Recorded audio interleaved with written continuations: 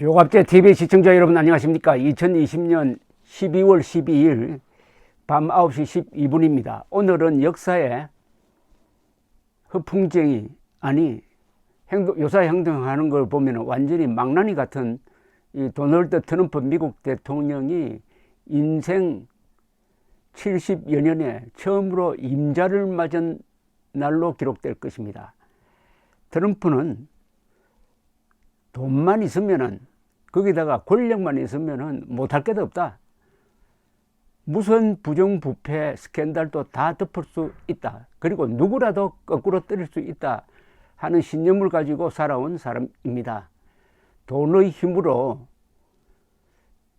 병역 기피를 해서 월남전에 가지 않고, 돈의 힘으로 그 수많은 성추행 또는 여성 스캔들을 덮고 드디어 권력의 힘으로 선동질을 해가지고 선거를 뒤엎으려고 시도를 했는데, 오늘 대법원에서 임자를 만났습니다.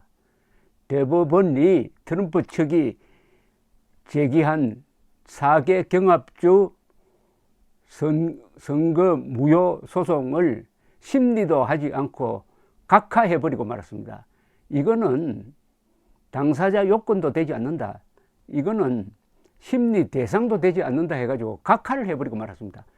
트럼프가 뺨을 맞은 거죠. 그러나 트럼프로서 아픈 것은 이 9명의 대법원 판사 중에서 6명이 보수 성향입니다. 그 중에 3명은 트럼프가 임명을 했어요. 특히 마지막 여성 대법관 바렛 씨는 선거운동 기간 중에 애를 써서 임명한 사람입니다. 그 사람을 포함해서 9명 전원이 각하 결정을 내렸으니까 얼마나 충격을 받았겠습니까? 그러니까 미국 대법원이 진영 논리를 거부한 거죠. 그런데 이렇게 할 수밖에 없었어요. 특별히 미국 대법원이 용감하다고 저는 생각하지는 않습니다. 첫째, 이번 선거에서는 조직적 부정이 없었는데도 트럼프는 음모론에 기반한 무책임한 주장을 쏟아 놓았는데, 놀랍게도 공화당이 여기에 편성을 했습니다. 그러니까 이걸 믿은 거죠. 이게 먹힌다. 그런데 정작 소송 한 50군데 소송을 했는데, 거기서는 어마어마한 부정의 증거를 제대로 제출하지 못해가지고 50건 정도가 다 모조리 패소했습니다. 그 다음에 둘째, 법리가 너무나 엉성했습니다. 텍사스 주가 자기 주의 일도 아닌데 다른 경합주 4군데에 있었던 선거에 참견을 해가지고 그걸 대법원이 무효로 해달라고 하니까 대법원 판사들도 기가 막혔을 것입니다. 그런데도 트럼프에게 맹종하는 공화당 국회의원 126명이 거기에 합세를 하고 18개 주에서 검찰총장들이 합세를 했는데, 그 정도 같으면 최소한 심리는 해야 될 것 아닙니까? 심리할 가치도 없다 해가지고 각하시켜버리고 말았으니까, 그것도 오늘 회의를 해가지고 그 자리에서 그냥 한 줄로, 문장 한 줄로 각하시켜버리고 말았으니까 참 트럼프의 체면이 구겨질 대로 구겨졌습니다. 트럼프는 대법원이 위대한 지혜와 용기를 발휘하여 미국 역사상 가장 중요한 사건에서 우리에게 승리를 안겨줌으로써 투표 절차에 대한 신뢰를 회복시켜달라고 대법원 판사들에게 호소했지만 뺨을 맞은 셈입니다. 위대한 지혜와 용기를 발휘한 것은 맞네요. 위대한 지혜와 용기를 발휘해가지고 현직 대통령에게 각하라는 선물을 준 거죠. 평생 돈과 권력으로 살아온 트럼프로서는 아마 오늘 인생 공부가 좀 되었을 것이라고 생각합니다. 트럼프와 함께 몰락하고 있는 게 공화당입니다. 공화당 의원 중에서 이번에 공개적으로 텍사스 주 편을 든 126명의 공화당 하원의원, 그리고 18개 주의 검찰총장들은 미국 민주주의를 훼손한 사람으로서 블랙리스트에 이제 오르게 생겼어요.